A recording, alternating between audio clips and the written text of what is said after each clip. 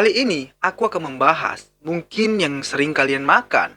Rasanya begitu nikmat dan disukai masyarakat Indonesia. Tentunya makanan ini sangat populer di kalangan masyarakat Indonesia, yaitu Indomie. Indomie juga banyak dijual seperti di pedagang kaki lima. Halo guys, welcome back to Tragis.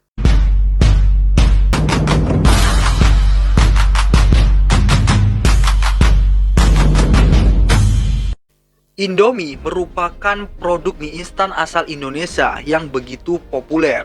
Rasanya yang sangat otentik menjadi salah satu faktor kesuksesan Indomie yang dimiliki oleh Salim Group. Namun siapa sangka di balik keberhasilan itu ada sebuah cerita yang mengejutkan. Sosok penemu Indomie ini diisukan telah didepak dari bisnisnya. Fakta punya fakta, ternyata pendiri Indomie ini adalah Pak Jayadijaya, pencetus Indomie yang kini tersingkir dari produk yang dilahirkannya. Sebelum kita masuk lebih dalam lagi tentang sejarahnya Indomie ini dan siapa sebetulnya pendirinya ini, terlebih dahulu kalian subscribe channel ini dan klik tombol loncengnya agar kalian mendapatkan video terbaru dari kita guys. Oke, kita masuk ke ceritanya dan profilnya Pak Jayadijaya setelah pesan-pesan berikut ini.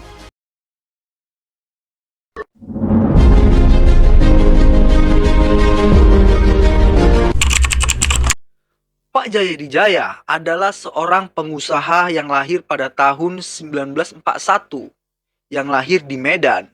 Pak Jayadijaya ini adalah salah satu pencetus mie instan yang tidak asing lagi yaitu Indomie. Pada tahun 1964, Pak Jayadijaya ini terjun ke dalam dunia perbisnisan. Nah, pria kelahiran itu mendirikan sebuah PT bernama PT Jati Group pada tahun 1964 bersama 3 rekannya, yaitu Wahyu Junaidi, Ulung Sunjaya, dan Pandi Kusuma. Jangkar Jati Group sendiri bergerak di bidang distributor barang. Lalu, tidak lama lagi, PT yang didirikan oleh Pak Jayadijaya berubah nama menjadi PT Wicaksana Overseas Internasional dan bergerak di banyak bidang.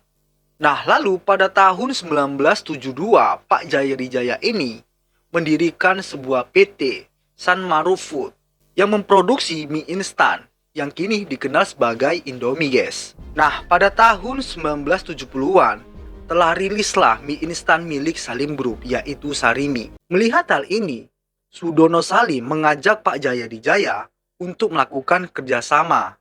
Melihat kesempatan itu, Pak Jayadijaya menerima kerjasama dengan Sudono Salim pada saat itu. Nah, pada saat itu, Pak Sudono Salim selaku pemilik Salim Group memiliki pengaruh besar yang mengingat penguasa tersebut merupakan teman baik dari beliau, yaitu Presiden Soeharto pada kala itu, dan pemilik PT Bogasari yang menjadi pemasok utama tepung terigu untuk perusahaan Pak Jayadijaya ini guys. Nah, sehingga terciptanya PT Indofood Internasional pada tahun itu 1984 dengan pembagian saham 42,5% untuk Sudono Salim dan 57,5% untuk Pak Jayadijaya. Nah, PT Wicaksana Overseas menjadi distributor untuk Indomie pada kala itu guys. Namun pada tahun 1993 tiba-tiba saham milik PT Indofood berubah nama menjadi Salim Group.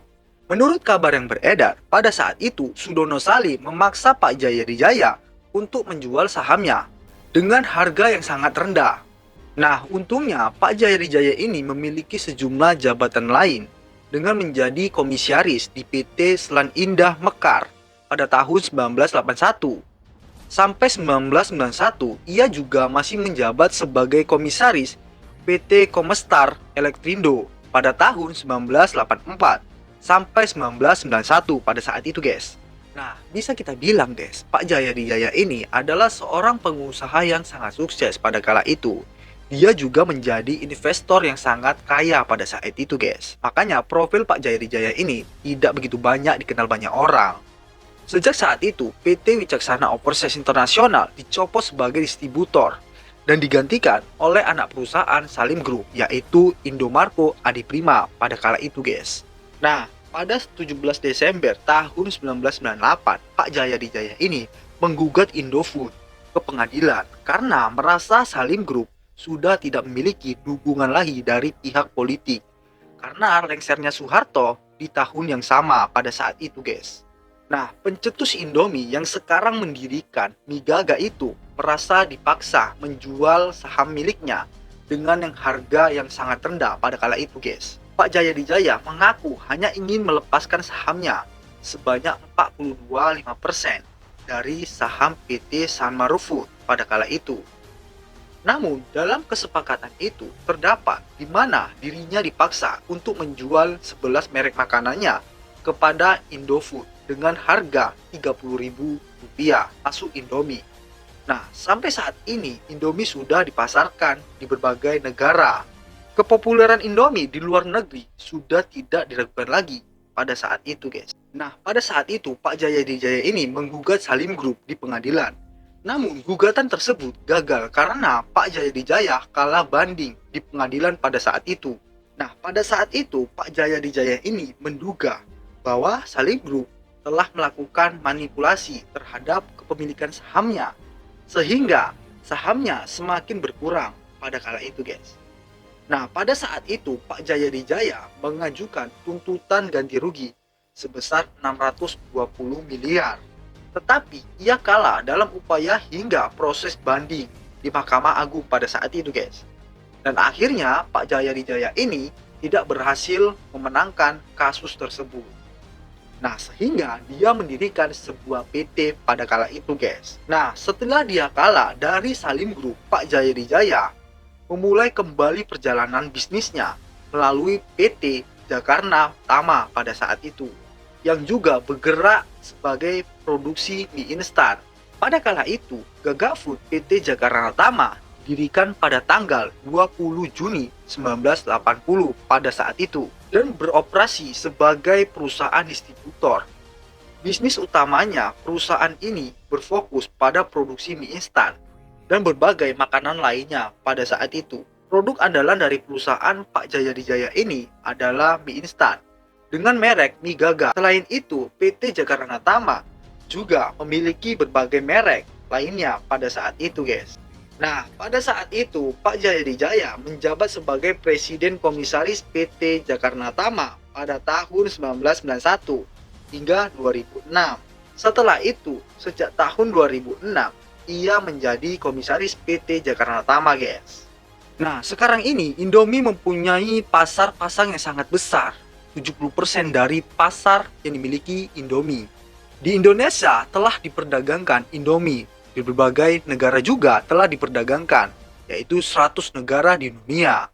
Termasuk di Asia, yaitu Australia, New Zealand, Afrika, Amerika Serikat, Kanada, Eropa, dan Timur Tengah. Dengan kapasitas produksi sebanyak 19 miliar per bungkusnya per tahun.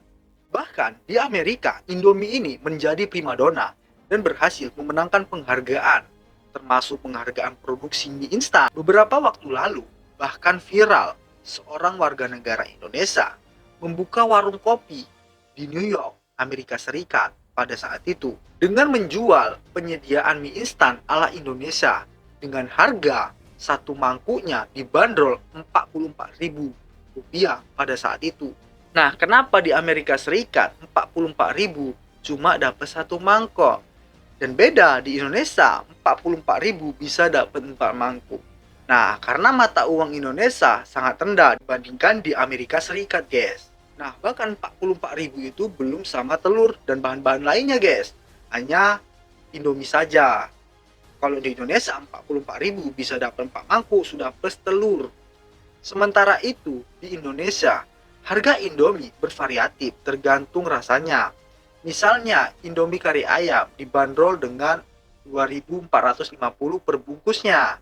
Sampai saat ini, Indomie sudah dipasarkan, berkembang lebih di berbagai negara.